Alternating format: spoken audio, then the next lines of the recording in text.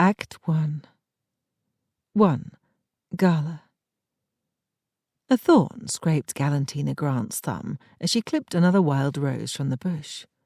"Omens!" she cursed, putting the finger to her mouth. She glanced down at her basket. It already held enough wild roses for the day anyway. Extracting herself from the thorny hedge, she straightened up. The wild roses grew in the woods outside of Melodia, not far from her small cottage. They made a delightful addition to her teas. Gathering up her basket, Gala headed back to her cottage at the edge of the wood, which she could see through the trees. She strode up onto the creaky porch and pushed her way inside, the door swinging open on its new shiny brass hinges. But someone was already inside. "What in the name of the omens?" Gala exclaimed, dropping the basket and spilling roses all over the floor. The Faerun girl whirled around, her straight silver hair cut at a dramatic angle, the same shade as Gala's. She was maybe half of Gala's 31 years, just a girl, really, dressed in an elegant dark blue gown with black lace lining the hems and an ornate blue gemstone pendant hanging from her neck. The stone winked in the reflected light from the hearth. The girl's eyes were filled with tears. Gala took an uncertain step forward, her face furrowed in worry. She didn't know of any other Faerun who lived around here. Many had fled Villicry because of the war, but Melodia wasn't the nearest port by far. "Are you lost, dear?" The Faerun girl nodded, dashing the backs of her hands across her eyes to gather the tears. I'm so sorry for intruding.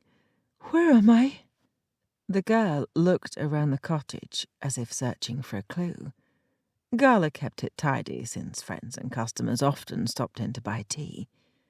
On the right side of the cottage, 2 matching settees faced each other on a soft rug in front of the hearth where she entertained friends. On the left was her tea collection. Gala reflexively took a deep breath, filling her lungs with a devastatingly delightful scent of the cottage. Herbs, flowers, and tea leaves mixed together. It was a haven of comfort, that bouquet of scents. An assortment of blue and amber glass jars filled the shelves. The cobalt blue jars contained ingredients: rose petals, wintergreen leaves, and even the twisty green Jalong tea leaves from far-off Honzu. The amber-hued jars lining the top shelf held the blends that she'd mixed for herself or different customers so often that she'd even taken to naming them.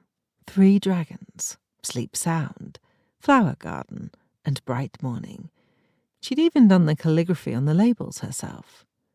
"You're just outside Melodia, of course," Gala told her. "Melodia? And, where's that exactly?"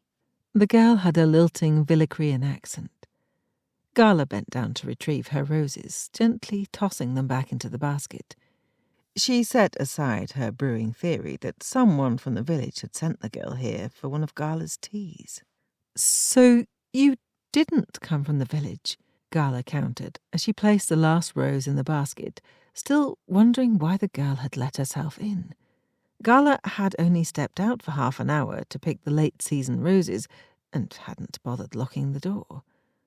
"Where are you headed, then?"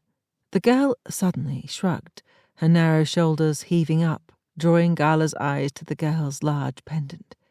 It was an egg-sized blue sapphire in an ornate Villicrian silver setting. Even from here, Gala could see the incredible metal-wrought runes and flourishes framing the crystal. "I was just trying to get out of Villicry." The girl's voice sounded hoarse. "I see," Gala said. "Well, you've made it. You're as safe in Melodia as anywhere else in Viridia, I reckon." The girl's eyes widened, and she blinked at Gala. Gala paused. "A cup of tea is in order, I think." She bustled over to the hearth and poked the hot coals with a stick, tossing on a few more logs until she had a merry fire going. Autumn was fast approaching, which lent a chill to the air.